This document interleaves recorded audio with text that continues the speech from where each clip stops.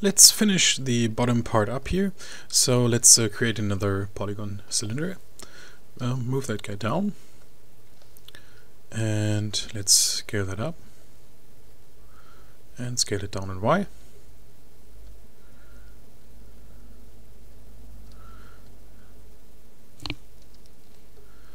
Okay, maybe I might want to scale it down a bit more. Somewhere about here. Let's give it some subdivisions here on the caps. Something like 3 works fine. And then let's give it some subdivisions on the axis. So let's try something like 140. And now let's go in and try to recreate those. If you take a look at the website or other images, see all these little things. It's looking like a gear. Let's try to do that.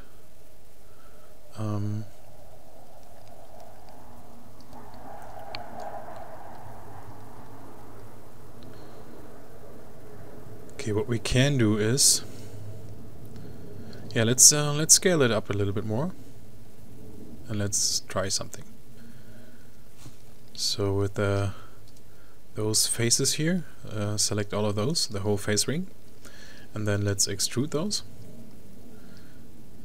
Just a tiny bit, like that.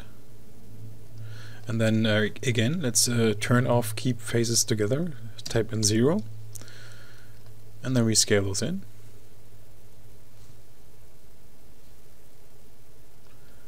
And we scale those in Y as well, a little bit. And then we create, so select the one edge here, and then control right click, edge ring utilities and split, and again set it from relative to multi, and then let's scale those up a little bit closer to the borders, something like that. And now if you smooth that guy, we should have all those nice little gear type of things. But that's not all we need.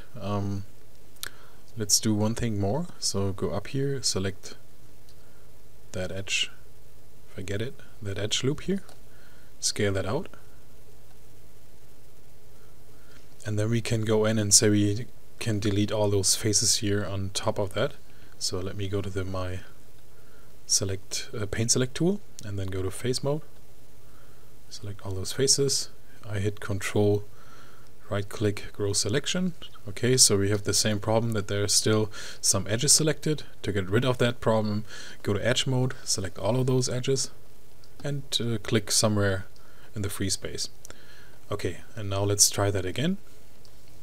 Go here to paint selection tool, face mode, select all the faces in the center, control right click, grow selection, and hit delete. Alright, so now we have all the top faces deleted. And let's bring that guy up a little bit more, somewhere about here, and then let's go to the side view, and let me switch to wireframe, hit 4 on the keyboard, then go to vertex mode and select all the top vertices here, and then we scale those out proportionally again. So what we could do is just scale it out proportionally. So if you have the scale tool, again hit control and then scale that in Y, something like this. Okay, and now let's take the object and let's bring it up a little bit more. Okay, could scale that up or from the center here a bit more. And then what we need is select that edge loop here, scale that out,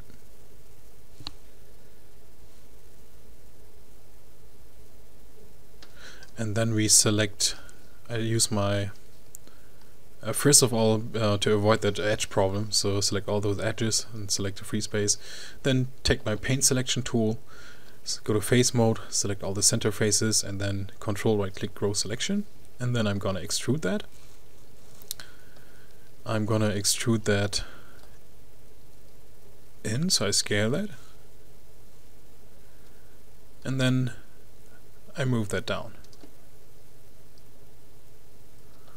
Okay, so now let me select the object and hit 3 on the keyboard.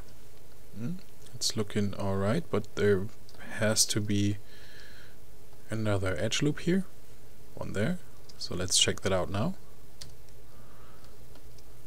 Okay, there you go. That's it. So yeah, we get the case done so far.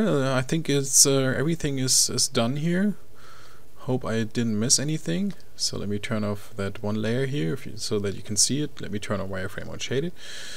So now we can go in and start modeling that wristband. And I think I'm going to pause this video to restart a new one to come in here back fresh and free, and yeah, to take care about those first pieces of the wristband.